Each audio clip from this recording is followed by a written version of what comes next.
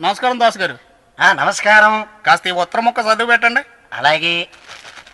మహారాజశ్రీ మరిదిగారైన గారిగొట్టం సుబ్బారావుకి, చెల్లెలు మంగతాయారుకి, నీ అక్కగారైన తోనుబిళ్ళ పంకజంరాయు సంగతులు. నీకు మొగుడు బ్రతికే ఉన్నాడు గనక నువ్వు క్షేమమని తలుస్తాను. మొగుడు లేని నా బతుకు బంజరు భూమి అయిపోయింది. బావ బతికున్నంతకాలం ముప్పూటల వద్దన్న పీకల దాకా పెట్టేవాడు తిండి. ఆయన పోయిన తర్వాత మన పుట్టింటి వాళ్ళు ఇచ్చిన అరెకరం పొలాన్ని దున్నేవాళ్ళు లేక ఎండి బీడైపోయింది. పర్రా బావగారు లేని లోటు అర్ధరాత్రిళ్ళు గుర్తొచ్చి గుభీ గుభీమంటోంది గుండెకాయ.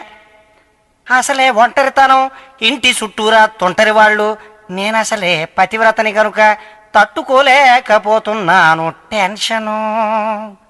బావగారు సగం వేసి వదిలేసిన బోరింగు పంపుని పూర్తి చేసేవాళ్ళు లేక పొడుకుపోతోంది బావి.